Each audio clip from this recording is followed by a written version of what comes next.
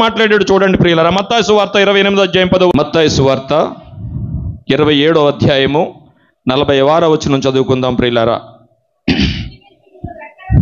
ఇంచుమించు 3 గంటలకు యేసు ఏలీ ఏలీ లామా సబక్తాని అని బిగ్గరగా కేక వేసెను.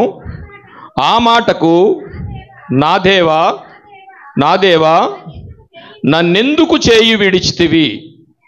చిన్న ప్రార్థన చేసుకుందామండి. మహోన్నతుడును మహాపరిశుద్ధుడు అయిన మా పరలోకపు తండ్రి, మరో మాటలోకి మేము అడుగు పెట్టుచుండగా నీ కృపను దయచేసి మమ్మల్ని నడిపించమని యేసువారి ప్రశస్తమైన నామంలో మిక్కిలి వినంతో బ్రతిమలాడి వేడుకొనిచున్నాం పరలోకమందున్న మా కన్న తండ్రి, ఆమేన్.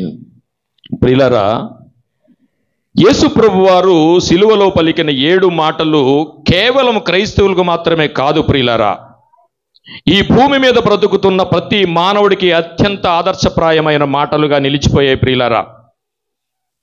ఎంతమంది క్రైస్తవులుగా మారుతున్నారు అనుకునేది మనకు తెలిస్తే నిమిషాల మీద ఎంతోమంది మారుతున్నారు ప్రియులు. ఇవన్నీ కేవలం ఆయన మాటల వల్లే. ప్రపంచంలో చాలామంది చివరి దశలో ఉండుతూ మాట్లాడుతూ కొన్ని మరణ వాంగ్మూలాన్ని అందిస్తూ ఉంటారు. అది చివరి మాటలు, దాన్ని మరణ వాంగ్మూలం అంటారు. ఆ మాటలకు చాలా విలువనిస్తారు ప్రియులారా. కానీ కొంతమంది వాళ్ళ స్వార్థం కొరకు చెప్పేవాళ్ళు ఉంటారు ఆఖరి మాటలుగా. కొంతమంది వాళ్ళ ఆస్తులను అప్పచెప్పుతారు, మరి కొంతమంది దేశ రహస్యాల గురించి మాట్లాడతారు.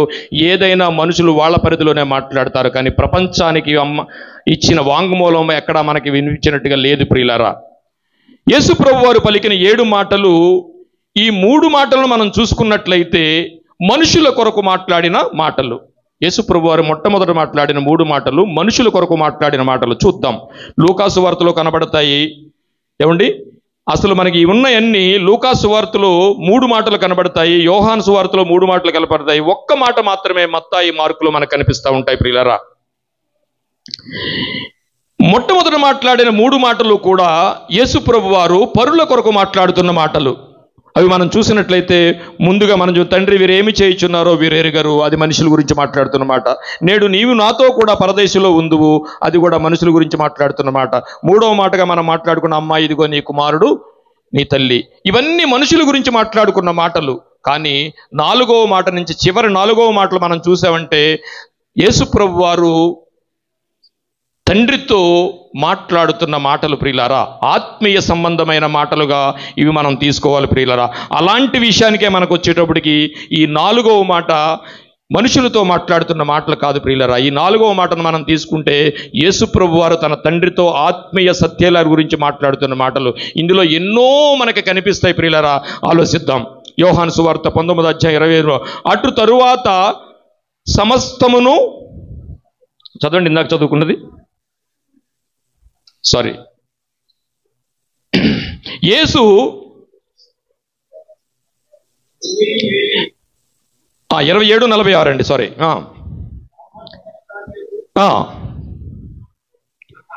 ఆ మాటకు నా దేవా నా దేవా నా చేయి ఏల విడిచితివి అని అర్థము. ఏల విడిచితివి, ఇది ప్రశ్న జవాబా అండి. ప్రశ్న జవాబా? ప్రశ్న. ఎవరు అడుగుతున్నారు?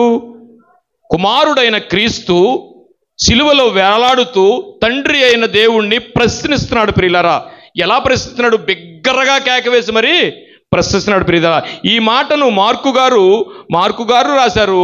ఆ మార్కు గారు రాసిన మాట కూడా ఒకసారి చూద్దాం ప్రియులారా. 15వ అధ్యాయం 34వ వచనం. మార్కు సువార్త 15వ అధ్యాయం 34వ వచనం. 3 గంటలకు యేసు ఏలోయి ఏలోయి లామా సబక్తాని బిగ్గరగా కేక వేసును. ఈ కేకలో మనకి తెలిసి ఉండాలి ప్రియులారా. బిగ్గరగా తండ్రి నా చేయి దేవా దేవా అని బిగ్గరగా కేక వేశాడు. ఈ మార్కు గారు రాసిన మత్తాయిలో రాసిన ఈ 2 కూడా ఒకే అర్థాన్ని తెలియజేసినది. నా దేవా నా దేవా నన్నెందుకు చేయి విడిచితివి. ఇది ప్రశ్న ప్రియులారా. మాట ప్రశ్న. ఇది 4వ మాటలో నన్ను ఎందుకు చేయి విడిచితివి తండ్రి అని అడుగుతున్న ఈ మాట మనం ఆలోచించినట్లయితే ప్రియులారా, ఒక రోజుని అబ్రహాము గారు సందర్భాన్ని తీసుకుంటే వాళ్ళు నడుస్తూ వెళుతున్నారు. ఎక్కడికటండి? మోరియా కొండ మీదకి కట్టెలు నెత్తి మీద పెట్టాడు, నడిపిస్తూ ఉన్నాడు, తీసుకెళ్ళాడు, కాళ్ళు చేతులు కట్టాడు, దాని మీద పడుకోబెట్టాడు. తండ్రి ఈ వెళ్లే ముందు ఒక మాట మనం ఆలోచించినట్లయితే అడుగుతున్నాడు కుమారుడు. ఏమని అడుగుతున్నాడంటే, తండ్రి బలి ఎక్కడా, గొర్రె ఎక్కడా అని అడుగుతుంటే అబ్రహాము గారికి ఏం చెప్పాలో తెలియని పరిస్థితిలో యెహోవా ఈరే, యెహోవా చూసుకొనును, అలాంటి సందర్భం ఉంటుంది. గొర్రె పిల్లని యెహోవా చూసుకుంటాడనే అబ్రహాము కుమారుణ్ణి వెనక్కినట్టు చెప్తున్న విషయాన్ని ఇక్కడ తండ్రి అయిన దేవుణ్ణి కుమారుడు ఏమని అడుగుతున్నాడంటే, ప్రియులరా, అబ్రహాము ఇస్సాకును బలి ఇచ్చిన మోరియా కొండ మీదకి వెళుతున్నప్పుడు ఒకే సందర్భం రెండు కూడా ఇక్కడ బలుడుగానే మనకు కనిపిస్తున్నాయి. ప్రియులరా, అబ్రహాము గారు ఇస్సాకును తీసుకుని మోరియా కొండ మీదకి బలి ఇవ్వడానికి వెళ్ళినట్టే అదే కొండ మీద కూడా ప్రియులరా యేసుప్రభు వారు శిలువ బలి జరిగినట్టుగా ఉంది.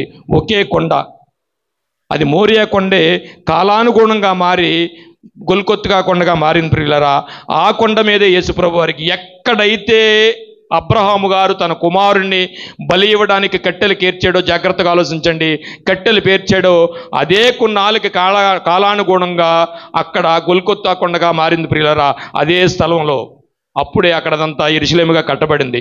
అబ్రహాము గారు క్రీస్తు వరకు ఉన్నాడా అంటే క్రీస్తుకి సంబంధించిన విషయాల్లో ఇంచుమించు 42 తరాలు మారిపోయేటప్పటికి ఆ అబ్రహాము గారు ఇచ్చిన మోరియా కొండే ఇక్కడ గొల్కొత్తా కొండగా మారింది. ప్రియులారా, అబ్రహాము గారు ఎక్కడైతే బలి ఇవ్వాలనుకున్నారో ఆ రోజు మిస్ అయిన బలి ఈ రోజు యెహోవా ఏర్పాటు చేసిన దినమున గొల్కొత్తా కొండలో ఇస్తున్న బలి మోరియా పర్వతం మీద అబ్రహాము గారు మిస్ అయిపోయిన బలి. ప్రియులారా, అది ఒకే ప్లేసు, ఒకే కొండ. తర్వాత మీరు చదవండి. అప్పుడు మోరియా కొండే ఈ కాలానికి వచ్చేటప్పటికి, ఈ శతాబ్దంలోకి వచ్చేటప్పటికి, క్రీస్తు వారి కాలంలోకి వచ్చేటప్పటికి 42 తరాలు మారిపోయాయి. అబ్రహాం నుంచి క్రీస్తు వరకు వచ్చేటప్పటికి అప్పటికి ఈ కొండ గొల్కొత్తా కొండగా మారిపోయి యెరూషలేం దేవాలయం కట్టగలిగింది. ఎక్కడ మిస్ అయిపోయిన బలే ఇక్కడ యెహోవా ఏర్పాటు చేసిన దినంలో జరుగుతుంది. ఆలోచిద్దాం ప్రియులారా. ప్రభు అయిన యెహోవా దీనికి ఒక నిర్వచనం ఏమి దానికి ఇచ్చాడంటే, జెఫన్యా గారు రాసిన పత్రిక 1వ అధ్యాయము 7వ వచనం, ప్రభువైన యెహోవా దినము సమీపమాయను, ఆయన బలి ఒకటి సిద్ధపరిచి ఉన్నాడు, తాను పిలిచిన వారిని ఆయన ప్రతిష్ఠించి ఉన్నాడు, యెహోవా సన్నిధిని మౌనముగా ఉండుడి. ఇది ప్రవచనం. ప్రియులారా, ఇస్సాకు నెత్తి మీద కట్టెలు పెట్టి నడిపిస్తున్నప్పుడు యేసుప్రభు వారు, అలాగే ఇక్కడ కూడా యేసుప్రభు వారు ఆ శిలువ మీద ఉండి తండ్రితో మాట్లాడుతున్నాడు. నా చెయ్యి ఎందుకు విడిచిపెట్టావు తండ్రి అనేది యేసుప్రభు వారు అడుగుతున్న ప్రశ్న. ప్రియులారా, ఆ ప్రశ్నకు దేవుడిచ్చిన సమాధానం, అక్కడ సమాధానం దొరికిందా? యేసుప్రభు వారికి సమాధానం దొరికిందా అంటే దొరికింది. ప్రియులారా, అడుగుతున్నాడు ఆయన. దేవుడిచ్చిన సమాధానం అక్కడ ఉన్నవారికి, ఎందుకు దేవుడు అంత బిగ్గరగా యేసుప్రభు వారి శిలువ మీద ఉండి తండ్రి నా చేయి ఎలా విడిచితివి అని అంటున్నాడంటే ఆ పదానికి యొక్క అర్థం కానీ ఆ మాటకు ఒక అర్థం కానీ కిందున్న వాళ్ళకి తెలుసుంటే ప్రియులారా కింద పడి ఏడ్చేవారు. ప్రియులారా, తండ్రి నా చేయి ఎందుకు విడిచితివి అనే మాట అర్థమైతే ప్రియులారా, అర్థమైన ప్రతి వారు కూడా వారే కాదు ప్రియులారా, ఈ రోజుని ఎందుకు చేయి విడిచితివనే అనే మాట మనకు అర్థమైతే ఆయన పని తప్ప వేరే పని ధ్యాసలో మనం ఉండం. ప్రియులారా, ఆ మాట మనకు అర్థమైతే ఆయన కొరకు బ్రతకడం తప్ప మరో బ్రతుకు మనం ఆలోచించం. ప్రియులారా, ఆ మాట ఈ రోజు మనకు అర్థమైతే ఆయన ఉద్దేశాలు తప్ప వేరే ఉద్దేశాల్లో మనం బ్రతకం. ప్రియులారా, పోనీ ఈయన పలకడానికి ఏదన్నా ఒక ఆలోచన ఉందా? ఎందుకు ఈ మాట పలకాల్సి వచ్చింది? దీనికి ఏమన్నా ప్రవచనం ఉందా అనుకుంటే ఉంది. ప్రియులారా, కీర్తన గ్రంథము 22వ అధ్యాయము 1వ వచనం,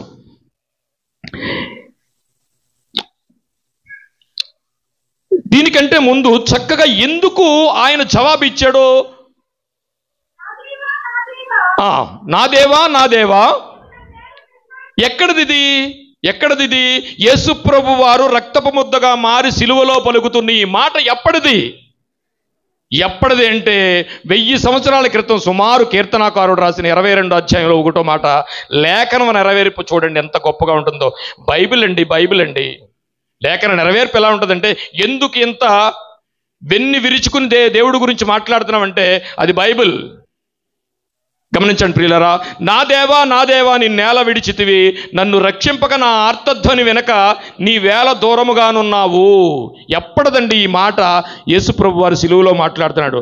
అంతకు వేదన అనుభవిస్తుంటే పరలోకపు తండ్రి ఎలా తట్టుకున్నాడో చూడండి ప్రియులారా. మనం కూడా తన కన్న కొడుకు కళ్ళ ముందు బలి అవుతూ ఉంటే నా ఆయుష్ పోజుకోడు బతికితే మంచిది అనుకునే ఏ తల్లి అయినా తండ్రి అని అనుకుంటారు. కానీ కన్న కొడుకు, తన నిర్ణయించుకున్న కొడుకు సిలువ మీద ఉండి ఆర్తనాదం చేస్తుంటే దేవుడు ఏమన్నాడో ఆ సమాధానం ఇవ్వకుండా ఉన్నాడా? ఆయన సమాధానం మనం వింటే ప్రియులారా, క్రైస్తవులుగా అది ఆ మాట అర్థం కాకే మన క్రైస్తవులోంచి వెళ్ళిపోతున్నామేమో, ఆ మాట అర్థం కాకే మన క్రైస్తవ జీవితం మనం నడపలేకపోతున్నామేమో ప్రియురా. ఒక ప్రశ్న అడుగుతున్నాడు తండ్రిని, నాన్న నన్నెందుకు వదిలివేశావు? ఆ ఆర్తధ్వని నిజంగా దేవుడికి వినిపించట్లేదా? ఎందుకు ఆ యేసుప్రభు వారు అడిగిన మాటకు ఆయన ఎందుకు చేయి విడిచాడో మనం ఆలోచించగలిగినట్లయితే ప్రియులారా, దగ్గరే ఉండి చూస్తున్న యోహాను గారు రాసిన పత్రిక మనం చూసినట్లయితే ఎప్పుడు చదువుకున్న పదమే, కానీ ఈరోజు మనకు కొత్తగా కనిపించొచ్చేమో అనుకుంటున్నాను ప్రియులారా. చూద్దామండి. యోహాను రాసిన సువార్త 3వ అధ్యాయం 16వ వచనం. యోహాను గారు రాసిన సువార్త 3వ అధ్యాయం. దేవుడు లోకమును ఎంతో ప్రేమించను కనుక ఆయన ఎవరటండి? అద్వితీయ కుమారుడు అంటే పుట్టినోట్లు ఏముందండి? జగదైక కుమారుని. ఎందుకట? దేవుడు లోకమనగా మనమే, మనల్ని ప్రేమించాడట. లోకమును ఎంతో ప్రేమించను గనుక కాగా ఆయన తన అద్వితీయ కుమారునిగా పుట్టిన వాని యందు, అద్వితీయ కుమారుడుగా ఎవరు పుట్టారు? యేసుప్రభు పుట్టారు. పుట్టిన వాని యందు విశ్వాసం ఉంచవలసిన నీ గురించి మాట్లాడుతున్నాడు. విశ్వాసం ఉంచవలసిన మన గురించి మాట్లాడుతున్నాడు. లోకమును ఎంతో ప్రేమించిన కనుక అతను అద్వితీయ కుమారుని ఏం చేశాడట? చదవండి కిందకి. తన అద్వితీయ కుమారునిగా పుట్టిన వాని యందు ఏమండి విశ్వాసం ఉంచి ప్రతివాడు నశించక అందరూ ఎవ్వరూ నశించకూడదని ఏం చేశాడట? తన కుమారుణ్ణి సిలువ మీద ఎక్కించాడటండి. అందుకే తండ్రి నా చేయి యాల విడిచితివి అనే సమాధానానికి, అడిగే ప్రశ్నకి సమాధానం దేవుడు ఆలోచన మనం ఏదేముందో మనం గ్రహించగలిగితే మన ఆత్మీయ జీవితం పెరుగుతుంది ప్రియులారా. చదువుదామండి. దేవుడు లోకమును ఎంతో ప్రేమించను కాగా ఆయన తన అద్వితీయ కుమారునిగా పుట్టిన వాని యందు విశ్వాసించు ప్రతివాడు నశింపక నిత్య జీవం పొందినట్లు ఆయనను అనుగ్రహించను. మనకి ఏం చేసేటండి? మనం నిత్య జీవం పొందాలని ఆయన మనకు అనుగ్రహించి సిలువ మీద చిత్రహింసలు పెడుతున్నాడటండి. ఏమండి యేసుప్రభు వారికి తెలియదండి ఎన్ని చేస్తారో? చేసేవాళ్ళకి తెలియదు. కానీ చిన్న ఇన్ఫర్మేషన్ ఏంటంటే, రోమా ప్రభుత్వం వాళ్ళకి యేసుప్రభుని ఏం చేయాలో తెలియదు, క్రమంగా చేశారు. కానీ ఏం చేస్తారో యేసుప్రభుకి తెలుసు, ఏం చేయించాలో తండ్రి అని దేవుడు తెలుసు. ఇది మాత్రం దృష్టిలో ఉండాలి మనకి. ఇవన్నీ చేస్తారని తెలిసి తన అద్వితీయ కుమారుణ్ణి లోకమును ఎంతో ప్రేమించాడు కనుక, మనల్ని ప్రేమించాడు కనుక ఆయన్నే మనకి ఇచ్చేసాడటండి. అది ప్రేమ. ఎందుకు చేయి విడిచితివి అంటే దేవుడిచ్చే సమాధానం ఏంటంటే ప్రియులారా, ఇదిగో లోకమును నేను ఎంతో ప్రేమించాను కాబట్టి నిన్ను ఇచ్చేశాను అంటున్నాడు ప్రియులారా. దిస్ ఈజ్ అల్టిమేట్ ఆన్సర్ అని నేను అనుకుంటాను. ఇంతకంటే మించిన ఆన్సర్ దానికి దొరకదు ప్రియులారా. నీ కుమారుడైన క్రీస్తు చెయ్యి ఎందుకు వదిలేసావయ్యా తండ్రి అని మనం అడిగితే, నా కుమారుడు పరిశుద్ధుడు, ఎప్పటికైనా అతను నా పరిశుద్ధ లోకానికి వారసుడిగా రావాలి, కానీ మీరు పాపంలో ఉండిపోయారు కాబట్టి నా కుమారుడిని ఇవ్వకపోతే మీరు రారు. ఎందుకంటే మేకలు గొర్రెల యొక్క రక్తంలోనే మీరు రక్షణ ఉందని మీరు అనుకుంటున్నారు, కానీ రక్షణ లేదు. అందుకనే మీరు విడుదల పొందరు. జగత్తు పునాది వేయబడక ముందే మిమ్మల్ని ఏం చేశానంటే, మిమ్మల్ని నాలో నిర్ణయించుకున్నాను కాబట్టి నా కుమారుణ్ణి మీ కొరకు నేను సిలువెక్కించాను. కానీ అక్కడ ఉండి ఆయన మాట్లాడుతున్నాడు, తండ్రి నా చేయి అలా విడిచితివి అంటే అల్టిమేట్ ఆన్సర్ దేవుడిచ్చేది ఏంటంటే, మీ అందరి కొరకు నా కుమారుణ్ణి నేను సిలువెక్కించాను. అది దానికి ఆన్సర్ ప్రియులారా. అది దానికి ఆన్సర్. చూద్దామండి ఎందుకు మనల్ని మెప్పించాడంటే, రోజు చదువుకునే విషయాన్ని మనం ఒకసారి అది అర్థం కావాలని నేను చదివేస్తాను. చూడండి, ఎఫెసీయులకు రాసిన పత్రిక 1వ అధ్యాయం 4వ వచనం. ఎట్లనగా తన ప్రియని యందు తాను ఉచితముగా మనకు అనుగ్రహించిన కృపా మహిమను బట్టి తన చిత్త ప్రకారమైన దయా సంకల్పము చెప్పున. ఈ మాటలండి చాలా భయంకరమైన మాటలండి, మనం తట్టుకోలేని మాటలు. కృపా మహిమకు కీర్తి కలిగినట్టు మనల్ని ఏర్పరచడానికి, ఆయన ముందు నిలబెట్టడానికి ఆయన కుమారుని బలిచ్చేస్తే కుమారుడు బలి అవుతూ మాట్లాడుతున్నాడు, తండ్రి నా చెయ్యి ఎందుకు వదిలేసావు? ఎందుకు వదిలేసావంటే, నేను ఎందుకంటే లోకమును ఎంతో ప్రేమించాను కనుక నిన్ను బలిచ్చాను, అందుకే నీ చెయ్య వదిలేసి వచ్చిన. వారి పాపాలన్నీ నీ మీదకి వచ్చాయి. దేవుడు పాపానికి దూరంగా ఉంటాడు, ఆయన ముఖం తిప్పుకున్నాడు. అందుకే యేసుప్రభు వారు తండ్రి నా చెయ్యి ఎందుకు వదిలేసావని అడుగుతున్నాడు. అడిగినప్పుడు ఈయన ఇచ్చే ఆన్సర్ ఏంటంటే, నేను లోకమును ఎంతో ప్రేమించాను కనుక నీ చెయ్యి విడిపోయినా పర్లేదు, నా పిల్లల చెయ్యి నాకు అందాలి. జగత్తు పునాది వేయకపడక ముందే మిమ్మల్ని వర్ణించుకున్నాను కాబట్టి అది కంటిన్యూ చేయండి. కాగా ఆయన తన అద్వితీయ కుమారునిగా పుట్టిన వాని యందు విశ్వాసముంచు ప్రతి వాడు నశించక. అమ్మా అది ఎపిసి చదవండి. ఎట్లనగా తాను ఉచితముగా మనకు అనుగ్రహించిన తన కృపామహిమకు కీర్తి కలిగినట్లు తన చిత్త ప్రకారమైన దయా సంకల్పము చెప్పున, యెహోవా ఏర్పాటు చేసిన దినము సంకల్పము చెప్పున యేసుక్రీస్తు ద్వారా మనకు కుమారులుగా, యేసుక్రీస్తు ద్వారా మనలో ఆయన యొద్ద కుమారులుగా సేకరించుటకై మనలను ముందుగా, మనం ఆషామాషిగా వచ్చిన వాళ్ళం కాదండి, మనందరి వెనక పెద్ద ప్రాజెక్ట్ ఉంది ప్రియులారా. నువ్వేం చెయ్యాలో ఈ భూమి మీద దేవుడు నిన్ను ఒక పనుండి పంపించాడు, ఆషామాషిగా పుట్టలేదు. తన కోసము నిర్ణయించుకుని మనము తన ఎదుట పరిశుద్ధులమును నిర్దోషులమై ఉండవలెనని జగత్తు పునాది వేయబడక మునుపే ప్రేమ చేత అందుకే అయ్యా ఎందుకయ్యా నా చెయ్యి వదిలేశావు, నన్ను ఎందుకు వదిలేశాను బిగ్గరగా అడుగుతుంటే, నేను లోకమును ఎంతో ప్రేమించాను, నీ ఎందుకయ్యా అని అంటాడు, నీకంటే ఎక్కువగా లోకాన్ని ప్రేమించాను అని మాట్లాడుతున్నాడు. ప్రియురా, ప్రేమ చేత మనల్ని నిర్ణయించుకున్నాడు కనుక తన కుమారుడు, జగదైక కుమారుడు అయిన ఆయన్ని చెయ్యుదిలేశాడు. చెయ్యుదిలేయటం ఏంటంటే మన పాపాలన్నీ ఆయన్ని కప్పిపుచ్చాయి. ప్రియులరా, పాపాన్ని దేవుడు చూడడు, ఆయన ముఖాన్ని వెనక తిప్పుకున్నాడు. అదే ఆయన చెయ్యి వదిలేయటం. ఎందుకు చేయి విడిచితివంటే దేవుడిచ్చే సమాధానం ఏంటంటే, ప్రియులరా, ఇదిగో లోకమును నేను ఎంతో ప్రేమించాను కాబట్టి నిన్ను ఇచ్చేశాను అంటున్నాడు. ప్రియులరా, దిస్ ఈజ్ అల్టిమేట్ ఆన్సర్ అని నేను అనుకుంటాను. ఇంతకంటే మించిన ఆన్సర్ దానికి దొరకదు. ప్రియులరా, నీ కుమారుడైన క్రీస్తు చెయ్యి ఎందుకు వదిలేసావయ్యా తండ్రి అని మనం అడిగితే, నా కుమారుడు పరిశుద్ధుడు, ఎప్పటికైనా అతను నా పరిశుద్ధ లోకానికి వారసుడిగా రావాలి, కానీ మీరు పాపంలో ఉండిపోయారు కాబట్టి నా కుమారుని ఇవ్వకపోతే మీరు రారు. ఎందుకంటే మేకలు గొర్రెల యొక్క రక్తంలోనే మీరు రక్షణ ఉందని మీరు అనుకుంటున్నారు, కానీ రక్షణ లేదు. అందుకనే మీరు విడుదల పొందరు.